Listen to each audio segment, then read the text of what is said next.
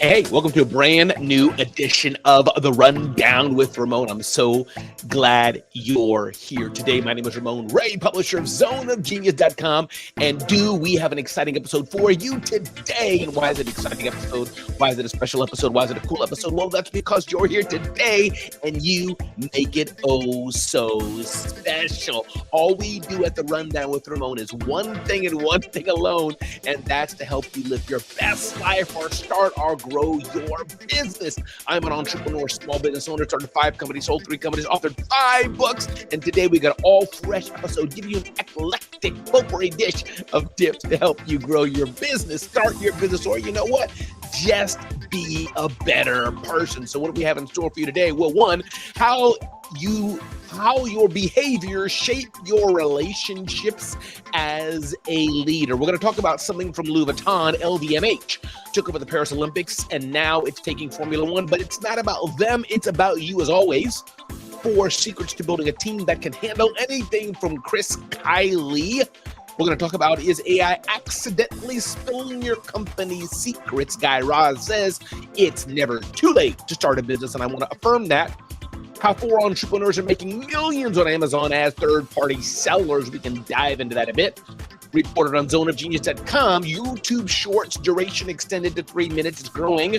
The aspect of short form video and how to choose the right bank for your business. Touch on top 6 mobile payment methods that you may want to consider to pay more, better mobilely. And last but not least, a powerful tip from Seth Godin about the myth of preparation. Again, glad you're here today.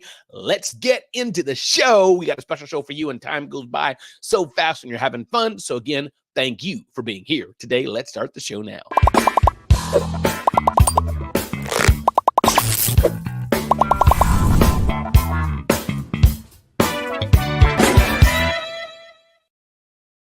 All right. We are back. Let's dive into today's insight today. Ding, ding, ding, ding, ding, ding.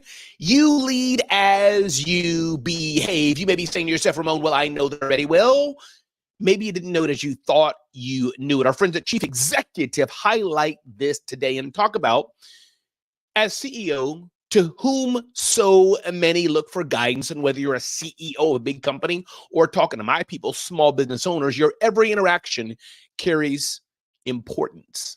To ensure you're sending the right messages, it's critical to think, reflect, and seek to understand the impact of your micro interactions. Leadership is founded upon relationships. They are how you work with people, writes chiefexecutive.net. So the question is, what are micro interactions? Micro interactions are what we say and don't say. They are how we say things, the phrasing, the tone, the timing, and the energy. They are what we listen to and what we ignore, consciously or otherwise. If we're going to be good leaders, better leaders, great leaders, my thought to you today is we must understand how we're acting, how we're interacting, what we're doing. So chiefexecutive.net says, how do micro interactions shape our relationships? Well, in relationships, each micro interaction is like a stitch in the tapestry of that relationship, adding to its depth, color, and overall shape. Alone, they may seem insignificant, but added up over time, the micro interactions become the relationship.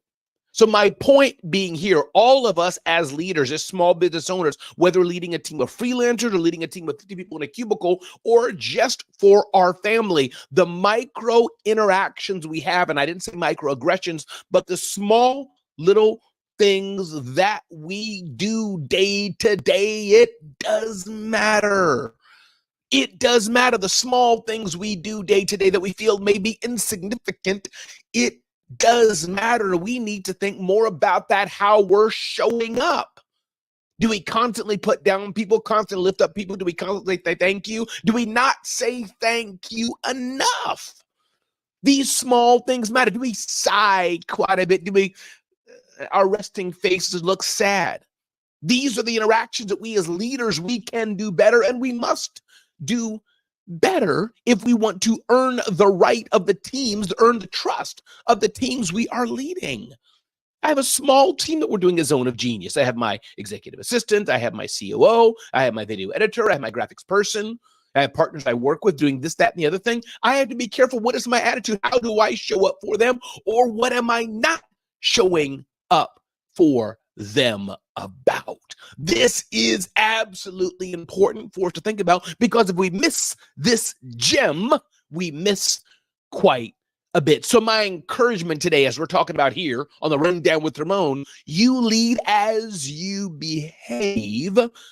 Don't just focus on the broad, big things. Oh, I didn't say this, I said that. It could be the smaller actions. And the big thing they brought up today, what I want you to remember, it's the small interactions that are brought up over time that definitely make a difference. It's the small interactions. And over time, building them up, thank you for that affirmation, building over time determines and reflects and solidifies the kind of relationship that we have or that we don't have. My name is Ramon Ray, everybody, and this is the Rundown with Ramon. Glad you're here today. Ding, ding, ding, ding, ding, ding, ding, ding. Are brand sponsorships important? Now, this is a billion-dollar brand, LVMH, Luxury Empire, turned the Paris Olympics and Paralympics into a one long exercise in product placement. And they're doing that more with F1, I believe it is Formula Racing. I believe that's what it is. Now, this is a billion-dollar big brand. But I wondered to myself, do brand sponsorships matter? And I think in many ways it does. Acquired by Liberty Media in 2017, the series' popularity has exploded in part through the Netflix series Drive to Survive.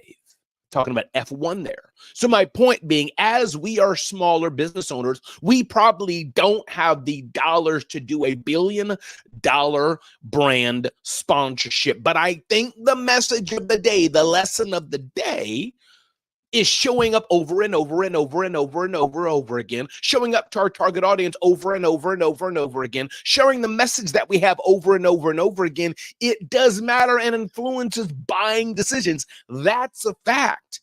If I say every kiss begins with, you know how I end that, K. If I say the best part of waking up is, you're going to say Folgers in your cup.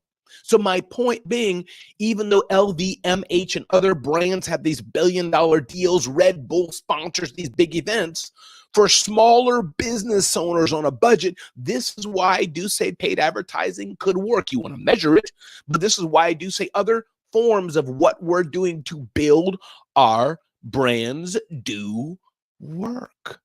And you can do branding with very little or no money. My book, Celebrity CEO, talks about this. It's about showing up consistently over time to build even one's personal brand, even though it's not a large corporate brand that other companies can or cannot do. So I encourage you, if you're looking to grow your business for the long haul, if you're looking to grow your business over time, it's important to build that thought leadership into what you're doing. This is absolutely important and essential. And if you're not doing that and wondering why are you not as known as you should be, maybe you're not showing up enough. I went to a conference recently, and I was pleasantly surprised that people said, oh, Ramon, I'm on your email newsletter. Oh, Ramon, I hear your podcast. Oh, Ramon, I see your show. Oh, Ramon, I see your website. Because over time, over and over and over and over and over again, I'm making sure I educate and share with my community, and that's you. That's you. So you can do the same no matter what service you're selling, no matter what problem you're solving, no matter who you're doing it for. The power of showing up consistently is absolutely important. Thank you so much, Kevin. Glad to have you here, Kevin Eldridge. Thanks for being here. This is a true statement. Appreciate that so very much. So again, everybody, welcome to the Rundown with Ramon. My name is Ramon, entrepreneur, a small business owner, building businesses and serving you to help you live the life you want. Let's keep moving forward on the Rundown with Ramon show. Ding, ding, ding, ding, ding, ding, ding. 4 secrets to building a team that can handle anything as you're looking to build a team. And if you have a team, the team is just you, you should be getting at least 1 or 2 or 3 people, depending on the scale you want to go. It may not be for you, but if you want to grow and scale to even some degree, having someone beyond yourself that you can delegate to that can help you grow your business is important. Entrepreneur says, Chris Kiley, Hiring talented individuals is important, but building an independent and efficient team that can solve problems without constant supervision is crucial for long-term success. So how do we do that? One, create a playbook for every scenario. At systems and operations procedures. Empower your team with authority. Don't let them think they have to come to you for every little thing under the sun. Implement a first response protocol. Establish a continuous feedback loop so you're continuing to get feedback. We have team meetings every Friday to review what happened or review what will happen. So as you're looking to build a team, as you're looking to build a sustainable business, having the right team that can help you grow and get to the next level is absolutely so important. If the team is just relying on you, it's probably not the best team you could do. Alexandria Nicole, good day to you. Glad you're here on the Rundown with Ramon. Ashwin, glad to have you here. Welcome to the Rundown with Ramon, but be careful. The teams you're building are absolutely so important. So important. Team building is absolutely important. And make sure as you're building a team, you're not just building a team full of task doers who are just doing what you're telling them to do, but that the team you're building is a true team of efficiency that can help take your business to the next level, and everything doesn't have to fall on you. Again, if you just joined, welcome to the Rundown with Ramon. My name is Ramon Ray, publisher of zoneofgenius.com. Don't forget to go to zoneofgenius.com. Check us out there and see how we can serve your needs. Don't miss an episode. Make sure you sign up to the Rundown with Ramon. Up next, ding, ding, ding, ding, ding, ding, ding. Let's see here. Is AI accidentally spilling your company's secrets? A VC firm's private conversations were included in public meeting transcripts. Be careful. AI is good. I'm in AI all the time. ChatGPT, Claude AI, Rev, all these tools are great. But as you're sharing these things, you're helping to train the learning language models. And I don't exactly know how it works, but if you're putting your information in these public systems, it's not private. There's ways that other people can go back, I guess, and see what's been uploaded. Definitely the staff of these companies can. So be careful. Sharon Shibu writes, this AI researcher, Alex Bilzerian, accidentally received an AI transcript of private business conversations he wasn't meant to hear from AI service Otter, which has 14 million users. You got to be careful. Can AI be trusted with confidential information? That was the question at stake when popular AI transcription service Otter, which has more than 14 million users, sent an automatic transcript of a Zoom meeting to AI researcher after he met with the VC firm. The issue is that Bilzerian wasn't meant to see the full transcript, which also transcribed conversations he wasn't meant to hear between the VCs after the official call. So my point being, oftentimes be careful of these automated services. And what happened was it wasn't the AI service, according to what Otter's saying, but it's that the VC company recorded the conversation on Otter as it should be. I'm guessing that this person went out of the meeting and then recording kept going on. But since they were part of the meeting, Otter automatically sent it to them and they didn't opt out of it. Bilzerian told the Washington Post that he decided not to go through with the deal based on the transcript he received. So my point is, be careful of the automation you're putting into what you're doing. Be careful of that, not just be careful of AI, which you should be. Don't put private, secret information through the bots. Make sure you talk to your vendor how private it is or isn't. Be very careful if it's uber secret. But the key is be careful of automation. Using these automated services which record conversations, and you meant to send it to 2 people of the 5 people in the meeting, and all 5 got it. Well, probably because the bot was trained to send it to all in the meeting, which it should do. That's on you to be careful. So be careful as we're using AI. Again, if you're just joining, my name is Ramon Ray. This is the Rundown with Ramon. Ding, ding, ding, ding, ding, ding, ding. It's never too late to start a business, says Guy Raz. Love this insight, and it's a reminder. He says, there's a common misconception that startup founders are young. They eat ramen, stay up all night, and grind. And that is true. But what we don't talk about is how many young founders fail, which of course is absolutely fine. But the reasons are clear. Older startup founders are coming to the table with experience, and it gives them an edge. Take Bob Moore, who founded Bob's Red Mill at 57, or Bernie Marcus, who co-founded Home Depot at 50. And I can go on and on and on. The tip of the day, the lesson of the day, the idea of the day, it's never too late to start a business. If you've got a passion, if you've got an idea, if you want to start something, the time to start is not tomorrow, but today. Seth Godin talks about this. Don't wait to start your dream. Start your dream now. Don't wait. Now, if you need waiting for funding, waiting for this, waiting for that, waiting for market conditions, you may keep waiting your entire life. So be careful of waiting too long and missing an opportunity to live the life you want, to fulfill the life you want, to impact those who need to hear your voice, to be impacted when the time for you to do that may be today. Reminder, it's never too late to start the business you want to live. Again, my name is Ramon Ray. This is The Rundown with Ramon, and I'm glad you're here today. How 4 entrepreneurs are making millions on Amazon as third-party sellers, as our friends at U.S. Chamber. Last year, more than 10,000 U.S. independent sellers on Amazon surpassed 1 million in sales. These businesses generated $30 billion in sales and grew 22% year over year, accounting for 61% of all sales on Amazon store. The biggest sales on Amazon is not Amazon directly, which is 40% based on this article, but 61% are third-party sellers. You have these products, you source the products, you get the products, you list them on Amazon, you set up an e-commerce store on Amazon, you do the advertising on Amazon, you ship it directly or choose to have Amazon ship it, but you control what's happening with that. Do the necessary registration and all those kind of things and start doing it. It does work. $1 million Amazon third-party sellers called 3Ps reveal the factors needed for success on the e-commerce platform.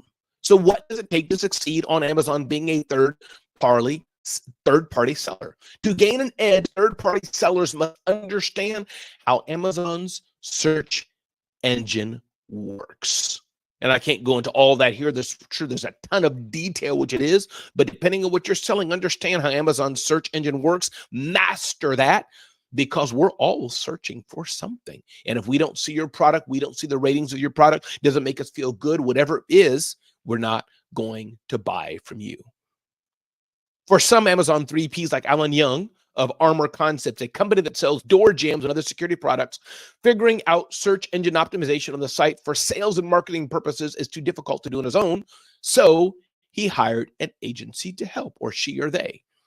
Tactics to scale online sales, from brand registry tools to fulfillment by Amazon. Former military spouse Kim Shannon launched Gifts Fulfilled, a home-based gift basket business started on her kitchen table 6 years ago. Her mission was to create jobs for people going on. As a brand-registered professional selling in the grocery and gourmet category, she followed a set of recommendations and regulations Amazon required to get that certification. So as you're looking to sell on Amazon, the bottom line with this, make sure that you play the game that Amazon wants you to play and do it right. Strategies for Amazon 3Ps that counter high costs and unforeseen glitches. For some, fees can take an even higher percentage of earnings. So make sure you're careful of the fees that Amazon will charge you to sell and distribute your products. Bottom line, you can sell anything to anyone and make the kind of money you want, but you got to know how to play the game. If you're not playing the right game on the right platform, well, that's no bueno for you. My name is Ramon Ray. This is The Rundown with Ramon. I hope you're enjoying your time here. Hope you're learning something today on The Rundown with Ramon, because you know what? I'm enjoying sharing it with you. Ding, ding, ding, ding, ding, ding, ding. Quick note here, and we touched on this on zoneofgenius.com. YouTube Shorts video time grows. It was 1 minute. Now it's 3 minutes. What this looks like for the future of the platforms, I don't know. But I guess they're experimenting, considering what does short form video look like? Does it mean that longer form video doesn't work? Well, I'm doing long form video right here. Obviously, it works to some degree. Those who are watching it live, and the many more who will watch it on demand afterwards. But the point being here is that YouTube is saying, hey, we love short-form video, but just having it go for 1 minute may not be enough. We're extending it longer and taking it to 3 minutes. Maybe it will even go longer than that. Ding, ding, ding, ding, ding, ding, ding, ding. Up next, choose the right bank for your business. Listen, if you're banking with a bank that you're not satisfied with, open up a new account at another bank and test them out, or switch banks completely. Our friends at Tech Republic say the following things to choose when considering a bank for your business. Understand your business needs. Every bank may not be for you, and you may not be for every bank. Look for business-specific features, business checking accounts, merchant services, and more. Check for online and mobile banking capabilities. Assess your customer service options. Explore your lending and credit options. Review security and fraud protection. What's needed to open a business bank account? Well, an EIN, business formation document, ownership agreement, and more. Banks are important, and banks can help your business grow, but make sure you choose the right bank that is a fit for you. A few more things going up here in the rundown with Ramon. I want to get some advice from Seth Godin. Mobile payment apps to consider. Bottom line here, this nugget is simple. If you're looking for ways people to pay you via their mobile phones, there's a lot of ways to do that. Text to pay payments. I never heard of that one. The time-honored text message doubles as a cash sending vehicle. Though convenient, text to pay is not ideal for point of sales transactions. But hey, you can text people using certain services, it seems like. SMS payments are ideal for businesses needing a simple, easy-to-use option. It's convenient for collecting bills or recurring payments. That could mean something like even just sending an invoice to somebody via SMS. And I know that's integrated into QuickBooks. Mobile wallets like Apple Pay, Google Wallet, or Samsung Pay are well-known tools. That's a second way you can do it. Peer-to-peer payment apps like Venmo, PayPal, Cash App, those are other ways, or banking apps also can work. Banks have their own apps. QR code payments, where you hit a QR code and then bring up a PayPal or other term, but letting people pay by QR code. NFC contactless payments, where you have your credit card integrated in your phone, you go to the terminal and boop, there you go, pay it. So bottom line here, if you're not leveraging the power of mobile payments, depending on what type of business you have and depending on who your customer is, you are missing out. Greg Becker, glad you're here today. Welcome to the Rundown with Ramon. And last but not least, this tip here from Seth Godin. Ray talks about the myth of preparation. I always love getting some insight from Seth Godin, and I think I'm going to take the time to read through this. There are 3 stages of preparation for a speech, a product, an interview, a sporting event, whatever it is. The first is the beginner stage, where you make huge progress as a result of incremental effort. The second is the novice stage. This is the stage in which incremental effort leads to not so much visible increase in quality. And the third is the expert stage. Here's where the races are won, conversations are started, and sales are made. A huge amount of effort, off limits to most people, earned you just a tiny bit of quality. But it's enough to get through the dip and be seen as the obvious winner. Here's the myth. Here's the myth. The novice stage is useful. If all you're going to do is go through the novice stage before you ship, don't bother. If you're not prepared to put in the grinding work of the expert stage just to do the beginner stuff and stop screwing around, make it good enough and ship it and move on. I'm all for expertise, experts, people who push through and make something stunning. We need more of them. But let's be honest, if you're not in the habit of being an expert, it's unlikely your current mode of operation is going to change that anytime soon. Go give a speech, go start a blog, go ship that thing that you've been hiding. Begin, and then improve. Being a novice is way overrated. That was an amazing tip today to encourage us all. Start. I encourage you to be here today for the phone of news.com. Check it out, sign up for the newsletter. We have to know that. I encourage you to be clear on what you really do want to do in life and in business. Ask yourself, do you even want to be in business? Is this the journey for you? Are you hungry enough to be in business? Is that fire burning within you? What's your pricing like? Is it premium or are you the cheapest vendor on the block? Mindset is absolutely everything and it's so important. What is your mindset like? And finally, ask yourself, what do you do best? What do you do best to take yourself where you need to be in life and in business? My name is Ramon Ray, and you've been listening to The Rundown with Ramon, and I appreciate you for being here today.